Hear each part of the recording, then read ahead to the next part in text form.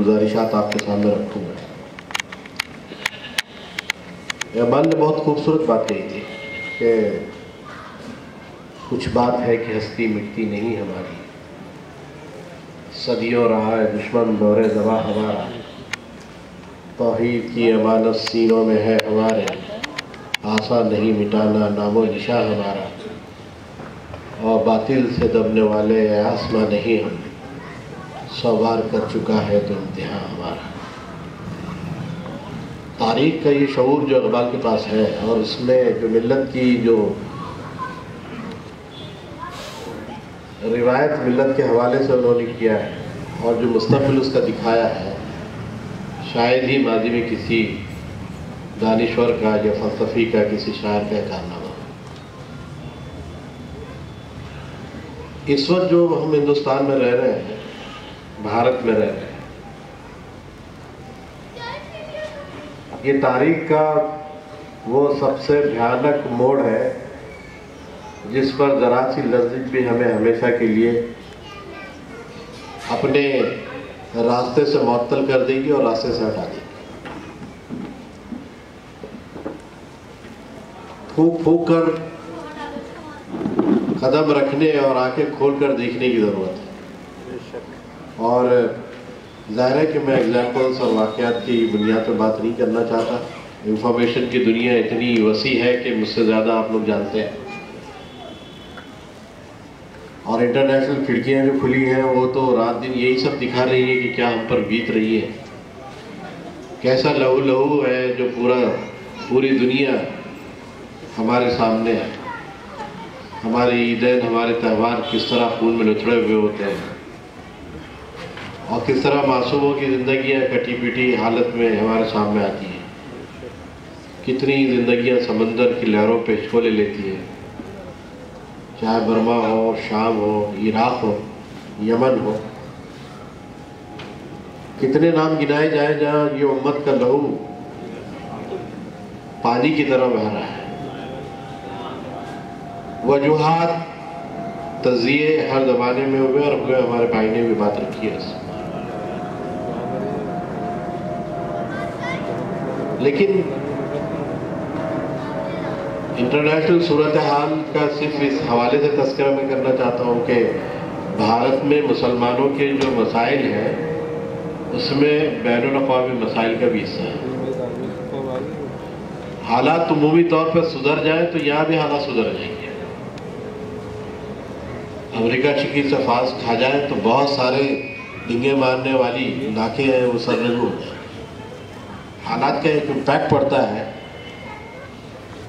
लेकिन उसकी तफसील में जाना नहीं है, क्योंकि जहाँ हम बसते हैं, जहाँ रहते हैं, जहाँ हम डे टू डे अफेयर्स के मामला देखते हैं, वहाँ से मतलब वो ज़मीन से हमारा ताल्लुक़ है, उसकी बात हम करना चाहते हैं।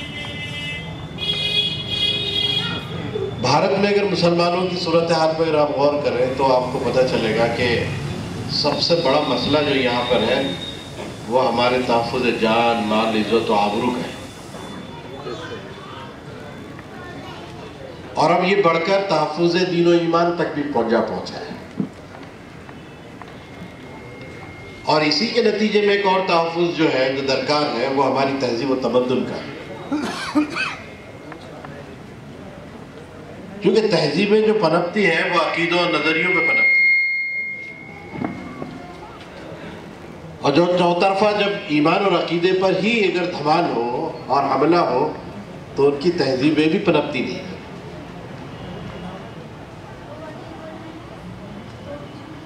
और जहाँ दुश्मन एग्रेसिव कल्चरल नेशनलिज्म की बात करता हो, जहाँ जारे तहज़ीबी अलगार का पहले से ही चलन हो कि आपको बताया जाए कि आप क्या खाएंगे, आपको बताया जाए क्या पढ़ाएंगे, आपको बताया जाए कि आप ऐसे नहीं करेंगे, ऐसे करेंगे, जब हर तरफ से डायरेक्शन हो और जारे अंदाज में हो, तो फिर हमारे तहज़ीब व तमद्दुन का जो मकाम और रुतबा और मनसब है हमें समझने की ज़रूरत है। इसलिए तहफ़्फ़ुज़ात का जहाँ तक मसला है और हमारे दिफा का जहाँ तक मसला है, हमारी जान, माल, इज़्ज़त व आबरू, दीन व ईमान, हमारा तहज़ीब व तमद्दुन सब दांव पे लगे हुए हैं। بھارت کے باہر تو ممکن ہے کہ جان مال عزت و آبرو داؤ پہ ہے، وہاں کہیں نہ کہیں دین و ایمان محفوظ ہے۔ شام کے گلیانوں میں کوئی آدمی اگر قتل و شہید ہوتا ہے تو کم سے کم ایمان کے ساتھ مرتا ہے۔ اگر عراق و یمن کے اندر کہیں مسلمانوں پر آفتیں آ رہی ہیں تو کم سے کم ان کا ایمان تو باقی ہے۔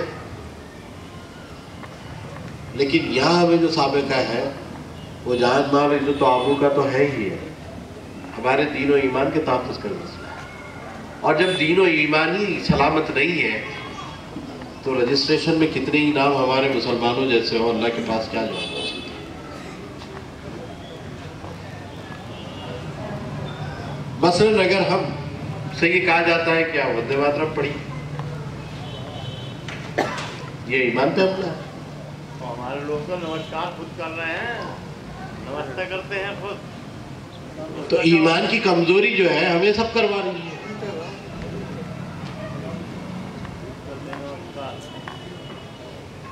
ایمان کی کمزوری یہ سب کرواتی ہے، تو ایمان داؤ پہ ہے، اور کمزور ایمان کے ساتھ کیسے چلا جا سکتا ہے؟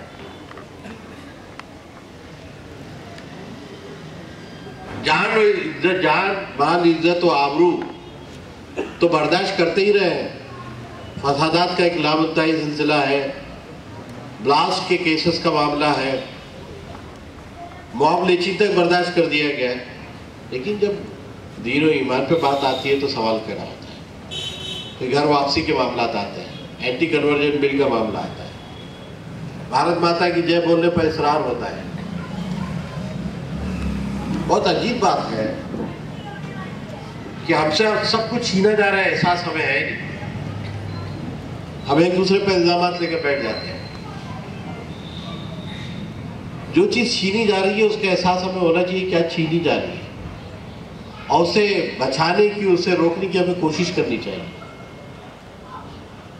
مثلا اگر میں مثال کے ذریعے سے کہ مسلمان بھارت میں کس دور سے گزر رہا ہے، ایک مثال سے آپ سمجھ سکتے ہیں۔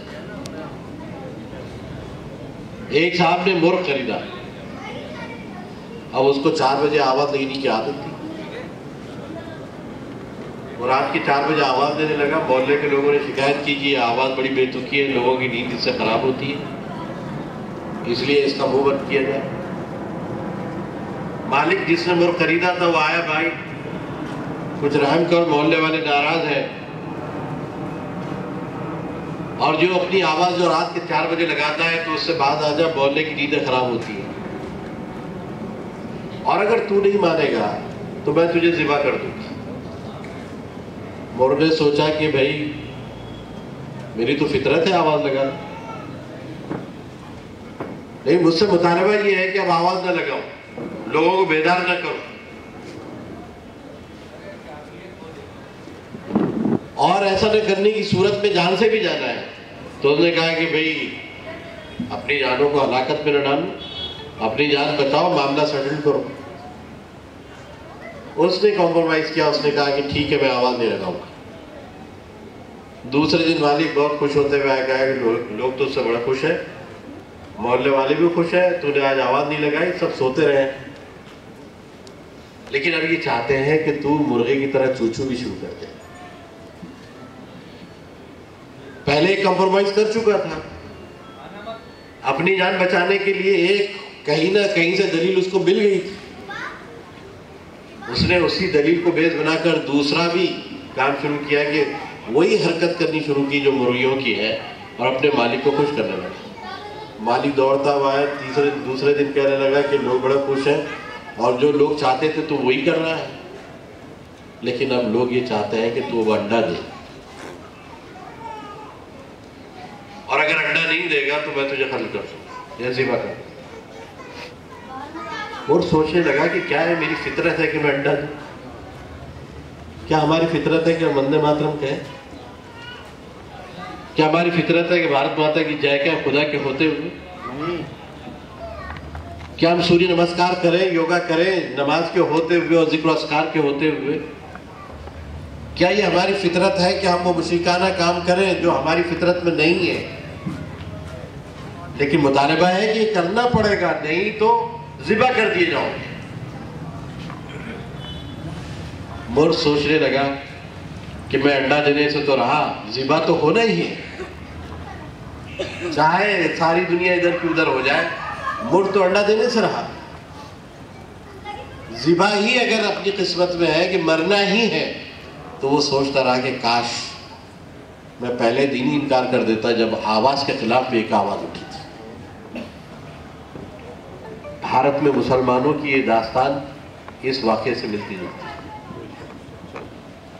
ہر چیز مطالبے کے طور پہ لے لی گئی ہم سے، ہم دیتے رہے، کہیں ریزسٹنس نہیں ہے۔